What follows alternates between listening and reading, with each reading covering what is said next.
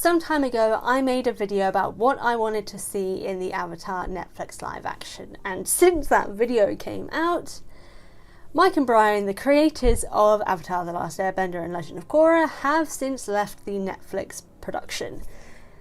And that does not bode well particularly, but I am trying to be more positive, even though the world is trying to make not be that way. So I am using this video to kind of look at the possible positives that could come from the Netflix show, even without Mike and Bryan.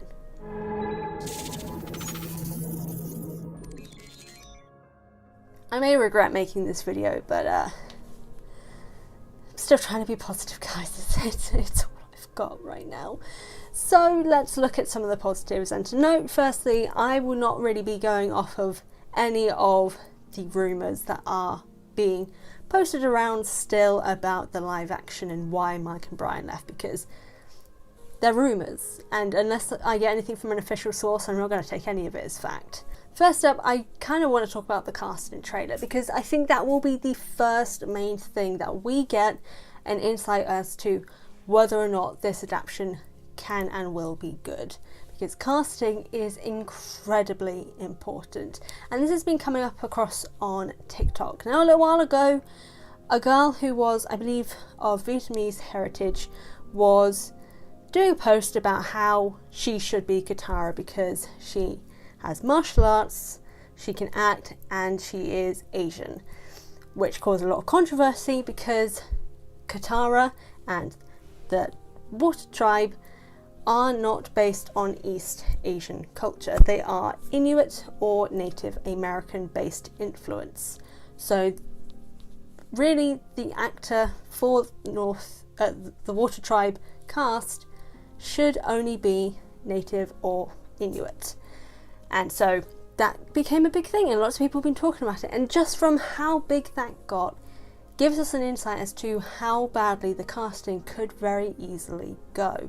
Now, I don't really know too much about the culture, and I obviously am not an expert. I'm like the whitest person not in existence, because, well, I do glow with light sometimes. You can see it on my face here, like occasionally I just blend into the white.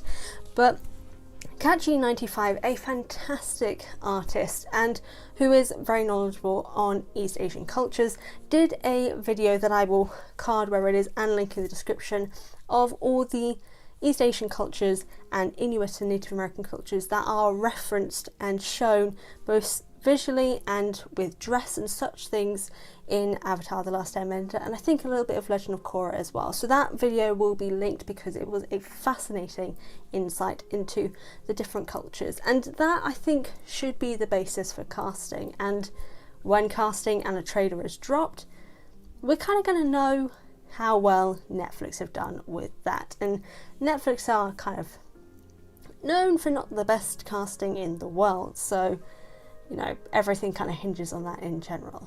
And then the trailer itself, if it doesn't look good, we're kind of going to get an idea in general also.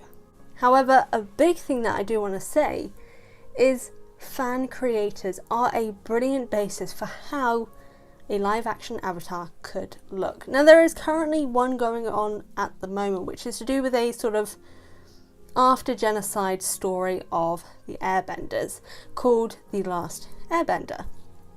Wait, is it called The Last Airbender? The Last of the Airbenders, sorry. They are known as on Instagram as Live Action Avatar and on YouTube at Official J&J.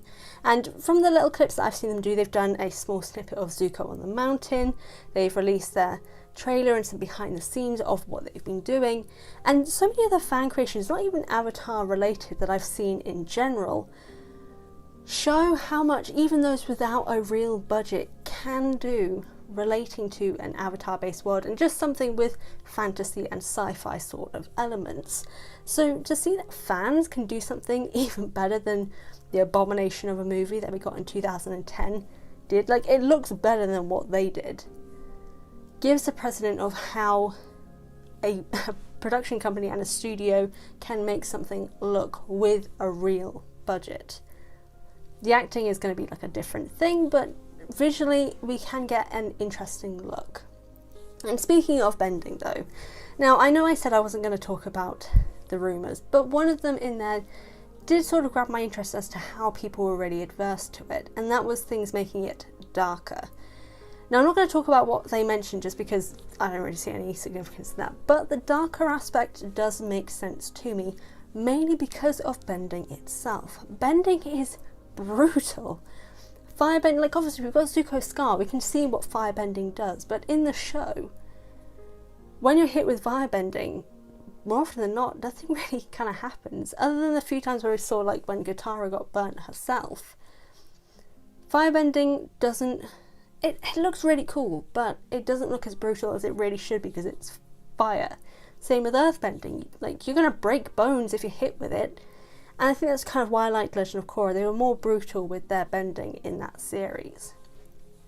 So with the live action, making it more realistic, like burns and the assault that earth, air, water and fire can do to a human body, I think would be a really interesting take to kind of make things feel more realistic. And that would really be a darker edge, because if you're going to get burned, it's going to be kind of visually visceral. So I'm not completely adverse to the dark nature that could come from it. I think just as a whole, and I think this is the thing just really, Mike and Bryan, whilst obviously it sucks that they did leave, and clearly it seems that they weren't given enough ability to work with what they wanted to see, which is something that Netflix promised, it doesn't mean that the people they were working with aren't good writers or good creators. I think even Bryan mentioned that they picked some of the people that they worked with and they are all great creators. It just seems that Netflix and the studio that they were working with were the ones that were causing a problem. And considering what we know about what happened with studios and with Legend of Korra, it's no surprise that they left. But those that have stayed behind, firstly, we don't even know who they are yet. So when we find out who may be involved with the writing team and such, even then we'll be able to get a bit more of an idea of what they can do and what they've done.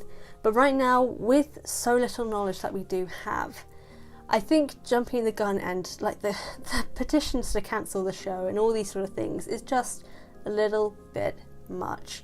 Waiting for a cast announcement, waiting for crew announcements if they do anything like that, and probably a trailer as well if the casting at least looks culturally appropriate and culturally realistic to the show of Avatar. Those three things I think are going to be the most important for us as a fandom to truly be able to decide whether or not this is a project we will be able to have interest in and kind of get on board with. But until then, let's just keep making memes and enjoy the fan content, whether it be fan comics, fan live action, fan animation, anything. And keep watching Avatar, Legend of Korra, read the Rise of Kyoshi books, and support Mike and Bryan. Because Bryan is doing some brilliant stuff at the moment with raising money for different foundations, and the artwork that he's doing it with is brilliant. So most of us probably don't have money, but if you can do anything, like bid, be sure to do that, and like the pictures anyway because it's pretty cool.